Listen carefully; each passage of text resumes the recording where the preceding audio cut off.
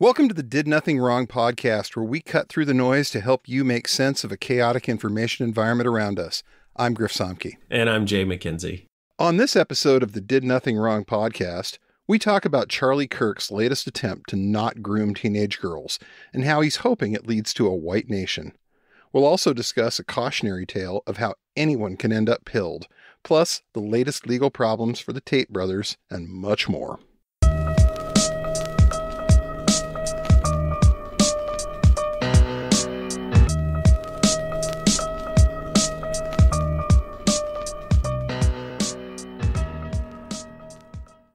Well, I think we have to talk about Charlie Kirk and the Lord's. As Charlie tells us, it's not his Turning Point USA. It's the Lord's Turning Point.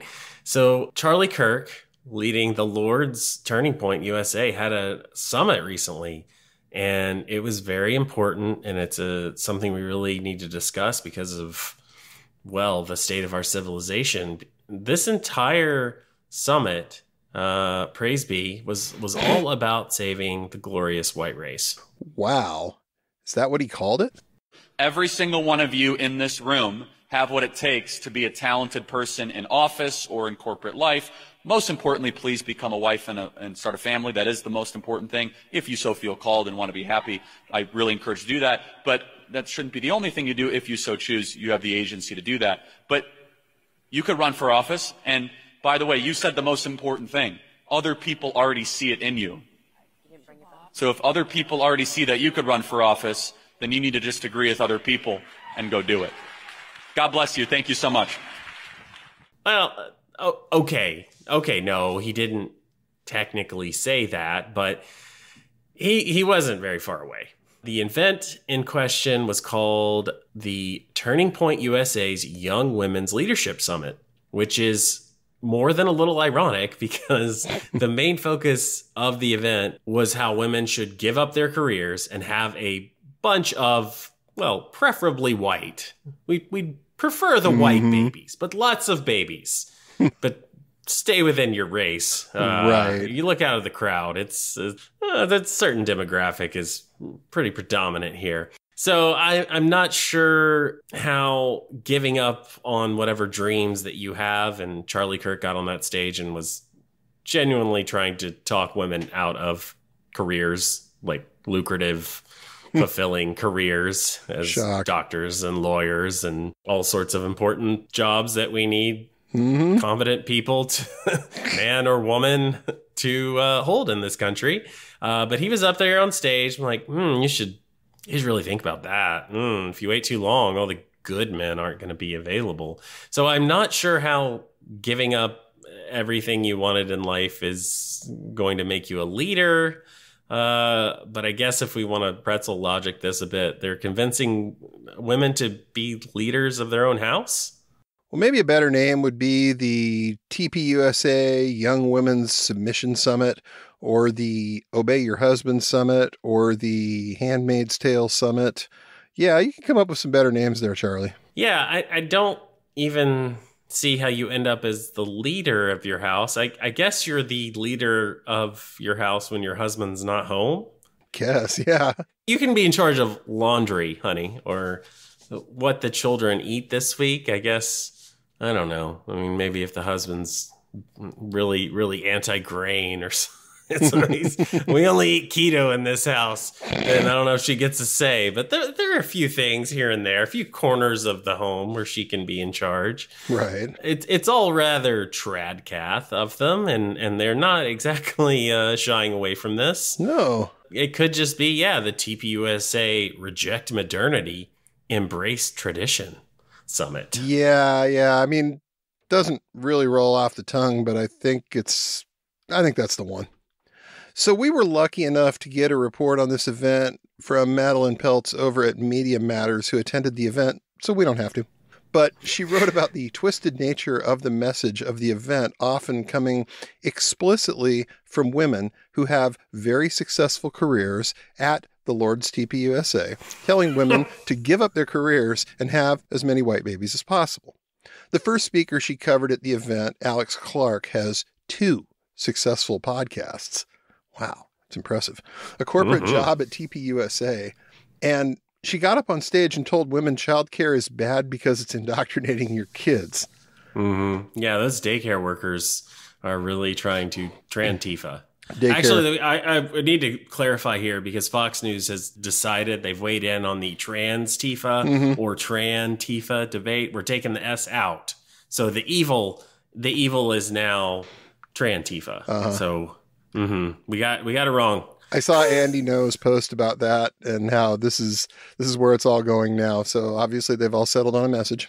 They're all got a narrative and they're all on the same sheet of music. So Trantifa coming soon to a Fox or a Newsmax or a Chud timeline near you. It's a very real organization by people that definitely exist in some sort of organized mass. And Andy is going to go infiltrate their meetings and I don't know. I remember early on in the white nationalist Antifa, especially the riots in Portland and I guess Seattle where you are, that in some cases they didn't have enough Antifa to fight. So some of the Proud Boys, white nationalists, those groups actually dressed up as Antifa and then fought the white nationalists. So they were really just fighting each other. But hey, it got reported on and the boogeyman was kind of memed into existence. And really makes you think, doesn't it? It sure does. But Alex Clark got up there and told women to not be like her. She's also the one that's telling women that the hormones in your birth control are going to ruin how you look and think. And it's like that whole idea of, the birth control is how they control you.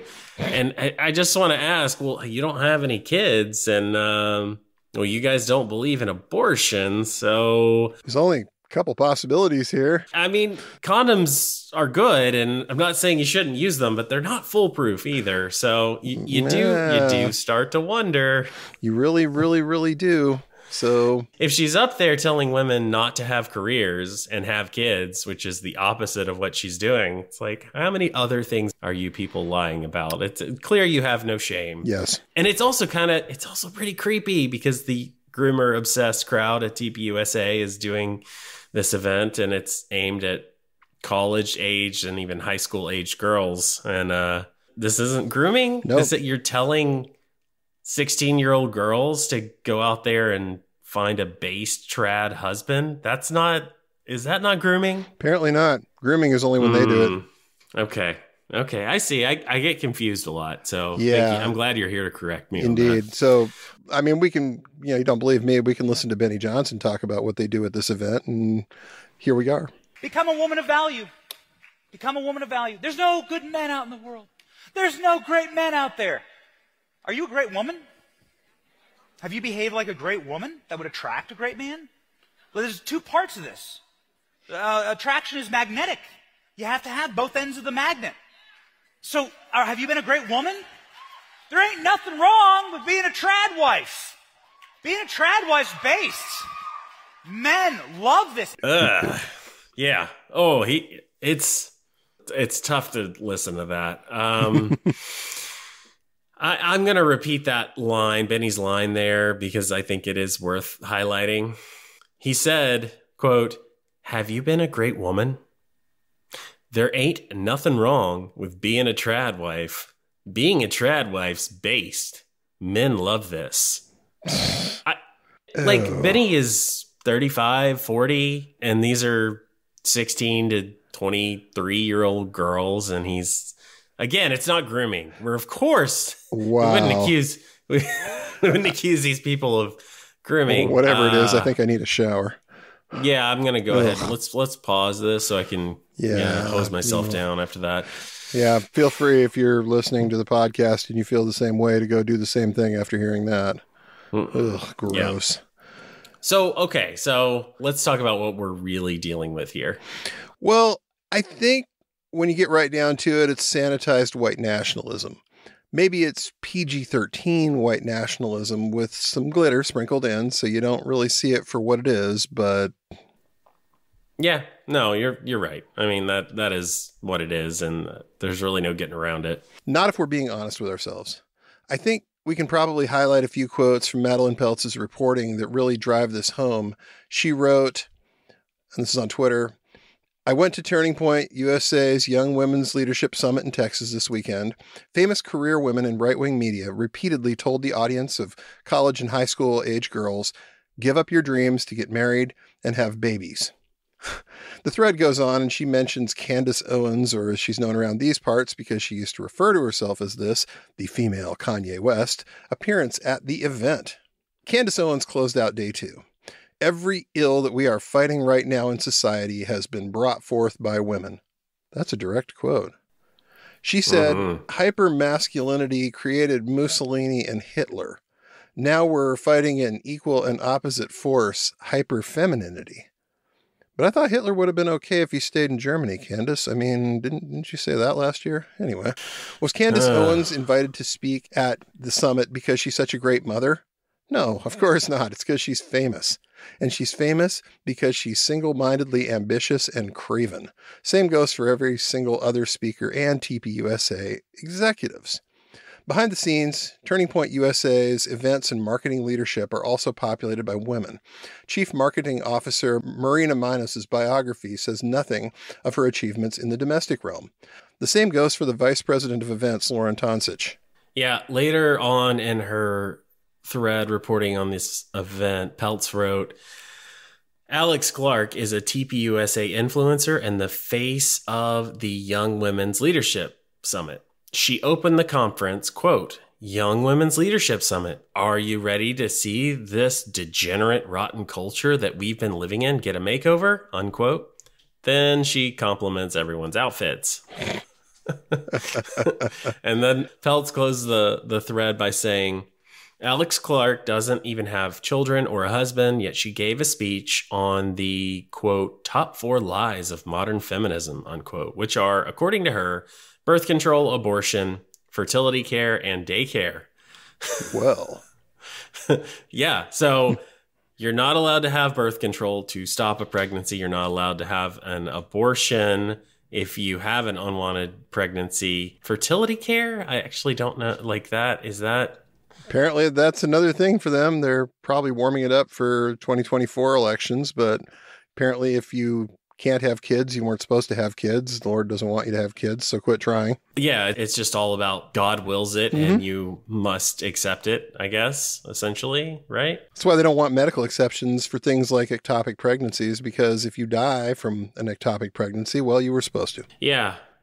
Also, God, this whole group is a bunch of trad caths, and I'm pretty sure the traditionalist Catholic, the pre-1960s Catholic Church was also not okay with condoms. Nope. So again, if she's adhering to what they're talking about here, to the trad cath way, doesn't believe in condoms, doesn't believe in birth control, doesn't believe in abortion, why does she not have kids?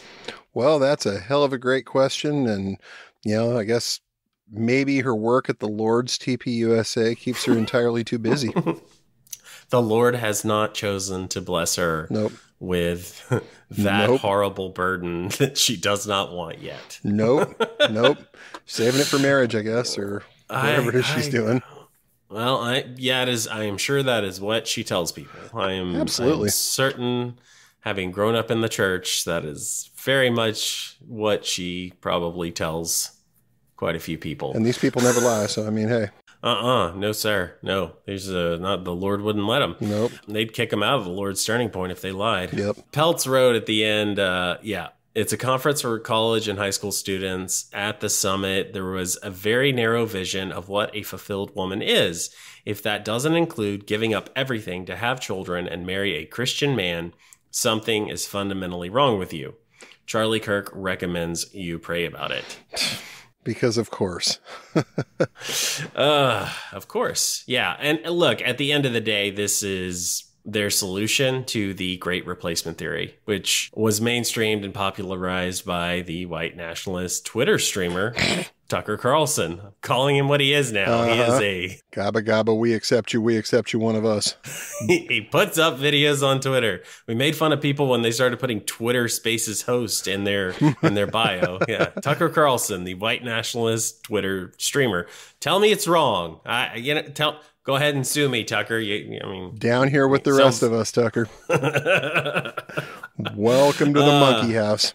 Yeah, but the whole idea behind Great Replacement is that there are evil, dark, and sinister forces that control everything in the world. Or as they call them when they're being honest, Jews.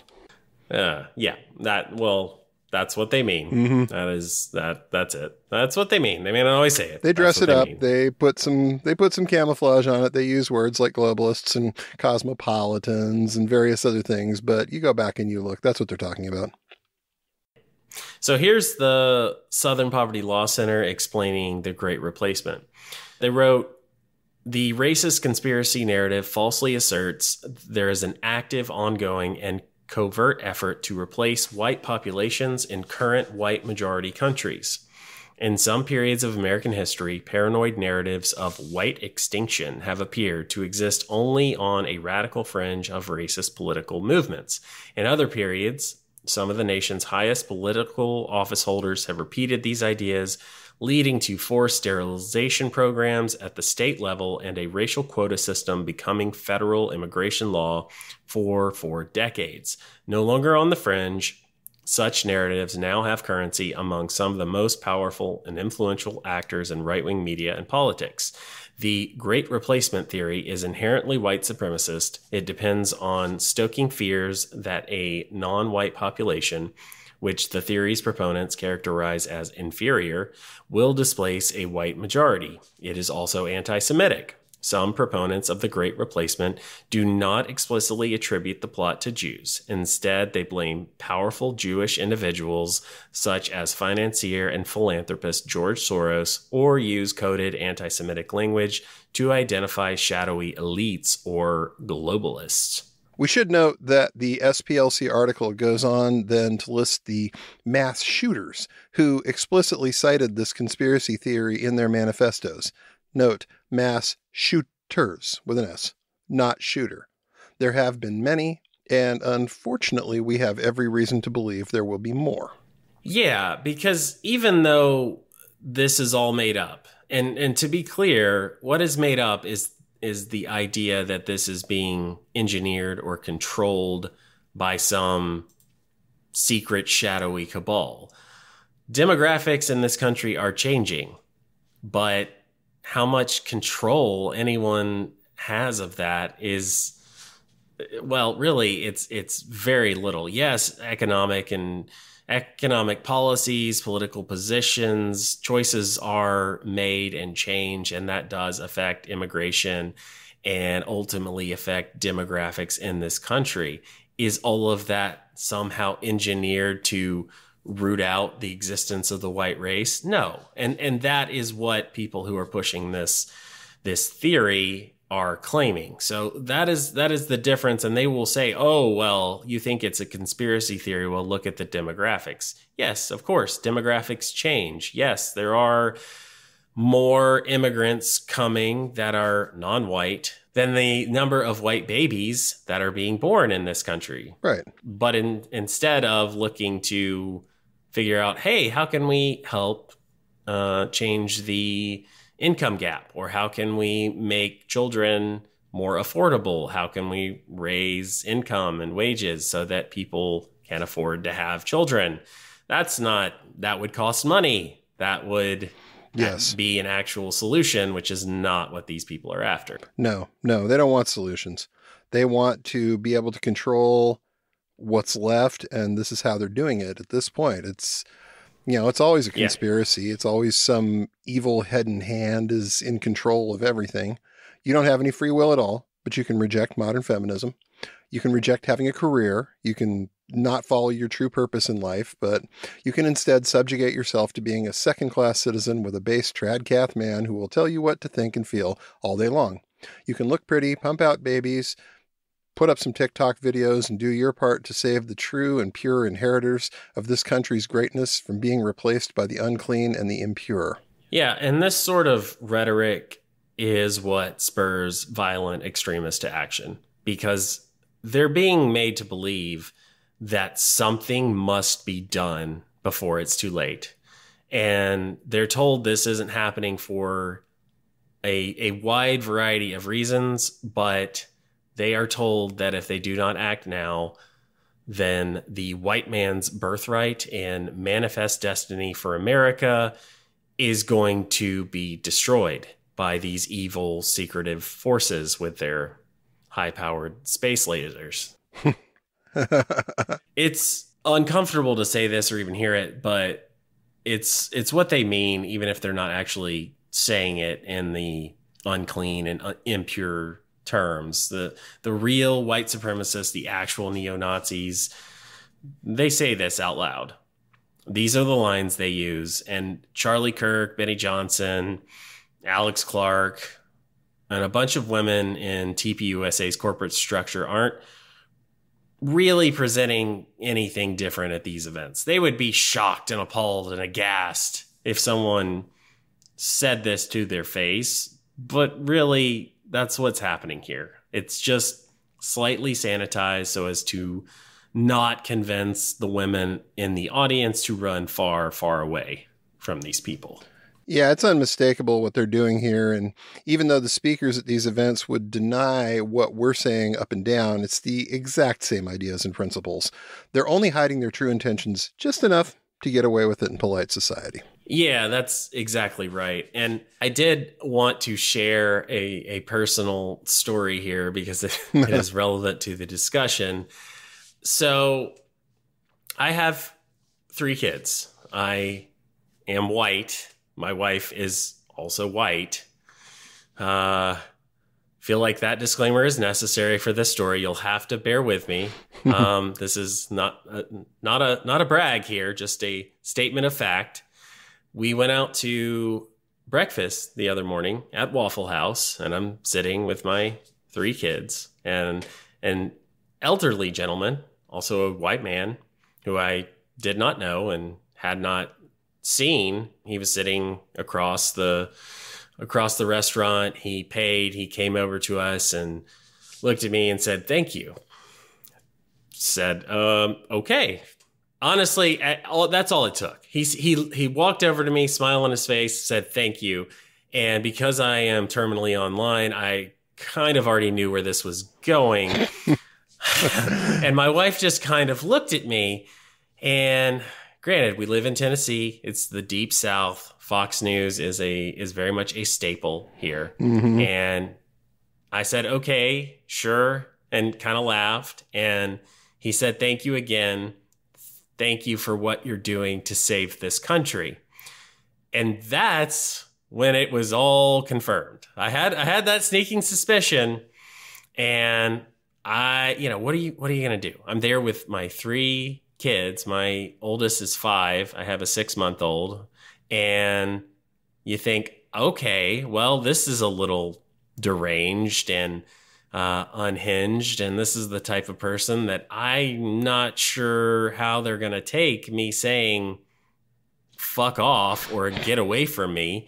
So, okay. And a laugh. And honestly, I think I just laughed until he left because he was thanking me for having white babies and saving America. And that's immediately, I mean, if I was going to say anything, it was like, "Oh, so you did catch Tucker the other day, huh?" Yeah.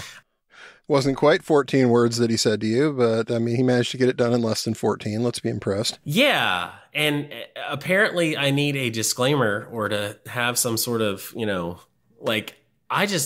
just wanted to have kids. And honestly, 5 years ago when we had our first kid, this was not a mainstream idea. No. This was something very much relegated to Gab and 4chan, and it was there, it was around, but it was not mainstream.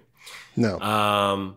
But now it is mainstream enough that just sitting at a table with 3 white children is enough for a man to come up to me and thank me for saving America. Jesus Christ. Indeed, that's just where we are. You know what you ought to do next time? If this ever happens, God forbid this ever happens again. Oh, I mean, it will, obviously. Right. They're not going to stop being white. So I give them some stickers and then tell them, I do a podcast about this. You should really go home and listen to it. Jesus.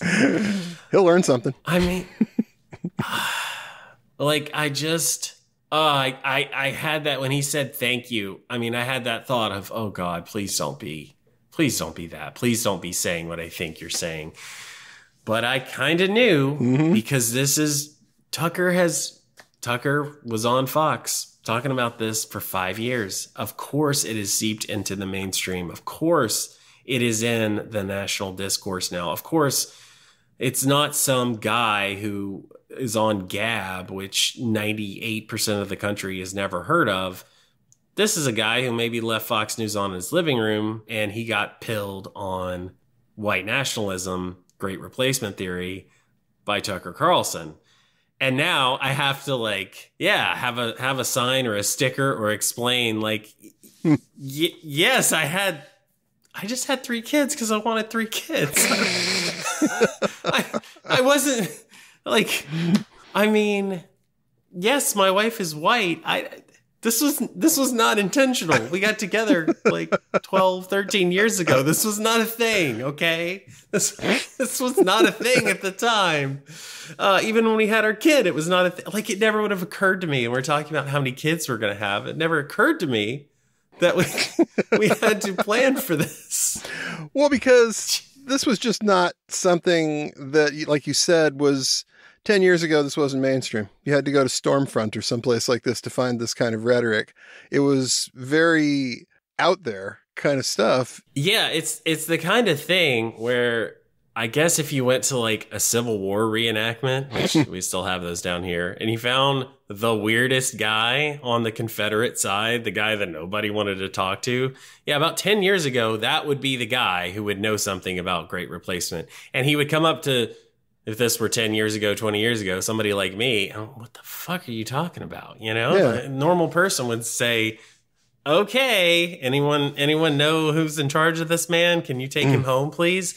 And that's what it would be. But now it's just literally some random guy at Waffle House, and he doesn't even have to say it. And he still knows, or at least he thinks he knows, that I get it. Yeah. And he thinks the average person gets it. And he thinks that's why I had 3 kids, which is insane. We've gone from go home, Brad Griffin, you're drunk, to the average dude in Waffle House coming up and giving you the conspiratorial, thank you for all you've done. Thank you. Yeah. Wow. Yeah. I did this for you and our ancestors and the glorious Jesus. I mean, Man. this is bad. This is very bad. And you don't shut this off. The toothpaste does not go back in. It is now out. This is mainstream. This is normalized. This is white nationalism. Full stop. Indeed. Full stop. That's what this is. Well, speaking of white nationalists with some pretty unhinged ideas, there's an article out in The Atlantic called A Star Reporter's Break with Reality by Elena Platt Calabro that we definitely recommend you go read.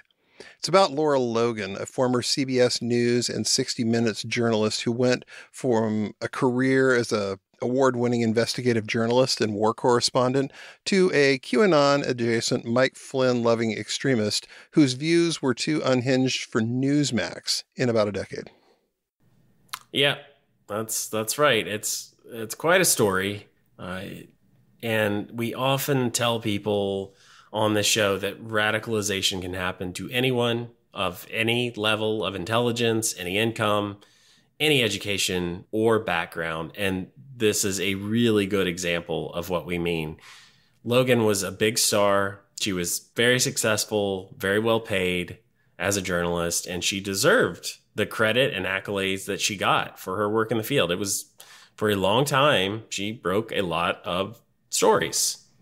And then it all came crashing down. Right. And not at once, not in a day, not after one wrong turn or one bad break. There were those. There were some bad moments in her life. You may remember the protests in Egypt in 2011. She was the female reporter that was on the ground that was gang raped by a group of protesters, rioters, what have you, there was essentially a mob of men who overcame her security detail and her crew and ripped off her clothes and gang raped her.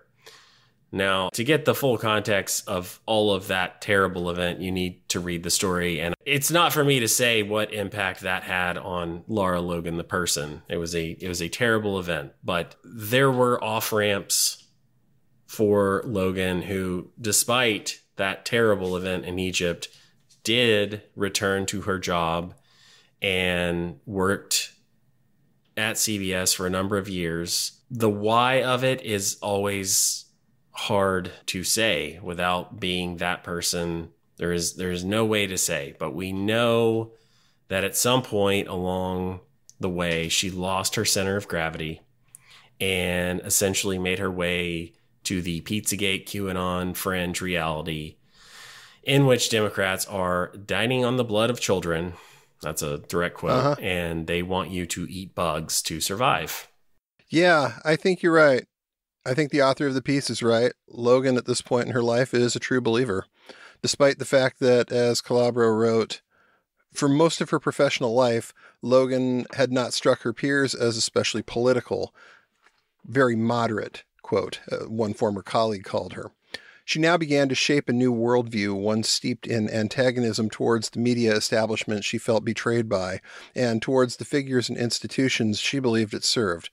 It was a worldview that offered both absolution and purpose, and it was soon to find a partisan expression in Donald Trump. Yeah, boy, did it ever. And it still is, because she's still on Twitter posting MAGA memes and amplifying Mike Flynn, and she's all in on the movement. The Atlantic story, though, is really interesting. We'll, of course, include it in the show notes. I recommend reading it in full. I don't want to spoil it too much because it is really fascinating. Right.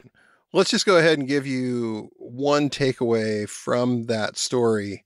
And for me, it's that for all the people who do this stuff, all the people who promote these ideas that are probably grifting, hustling, don't really believe it, talking out of both sides of her mouth, you read this article and you get the impression that's not her. She has found something that really makes her feel like this is the thing that she needed to make it all make sense. And it's sad. Really sad. Yeah, no, it is. And I don't know, I read through this and I do see sometimes it's like a trail of breadcrumbs and people get little nuggets of truth inside a greater lie. And they just refuse to see the greater lie. And they take the tiny little dropping of truth and draw some really outlandish and impossible conclusions. It's like taking nothing but circumstantial evidence that isn't really related and crafting a narrative. And we see that all the time on Twitter. And of course, when anyone who does this, when anyone who takes, these random QAnon type, a little dot here, a little dot there, a little that they craft into some sort of narrative that makes sense to them, the tell is, of course, any of these people go to trial. Right. If they have to actually defend this stuff in front of a judge and prove it, they can't. And that needs to be something that I think people do see and understand. And I've seen it too many times that it's really easy to make some outlandish claims, to find some quote unquote evidence, to block everyone who disagrees and gain an audience that is sympathetic and wants to believe you. It is much harder to convince the average person on the street, or much less a judge and a jury. Right. That is always one way to tell. But I think for Logan, looking at this, reading this, sitting with it, it is once again a reminder that no one is immune from falling into these traps. They are out there. You can get ensnared by them if you let them. Conspiracy theories of all varieties are now so easily accessible. Yeah. Every one of us could get taken in by one even a really unhinged one that will suck the life out of us. Given a certain set of circumstances, we're all vulnerable, and be careful. Definitely. And since we're discussing things that you should avoid at all costs, Andrew Tate is in even more legal trouble now as his ongoing case in Romania has just had the charges against him upgraded, which is awful news, really, for the self-described misogynist influencer. I'm crying here. So That's bad terrible. for this guy. Gosh. Well, here's Reuters with the details. Romanian prosecutors said on Tuesday that social media influencer Andrew Tate, his brother Tristan, and 2 other suspects were being investigated for human trafficking in continued form, saying it was a more serious crime than separate counts of trafficking. The Tate brothers and 2 Romanian female suspects are under house arrest pending a criminal investigation for suspected human trafficking, rape, and forming a criminal gang to sexually exploit women, accusations which they have denied. The article stated that an additional victim has been added to the case against the Tate brothers, bringing the new total to 7 women. The Reuters article went on to say, also on Tuesday, Romanian prosecutors said they had opened a separate criminal investigation against a Romanian man close to the Tate brothers on allegations of human trafficking and forming a criminal crime group to sexually exploit 7 women. Prosecutors have said Vlad Abozic, whose social media platforms show pictures of him with the Tate brothers, and 2 other suspects recruited their alleged victims by seducing them and falsely claiming they want a relationship or marriage. The victims were then coerced to produce pornographic content for social media sites, with the suspects keeping most of the gains.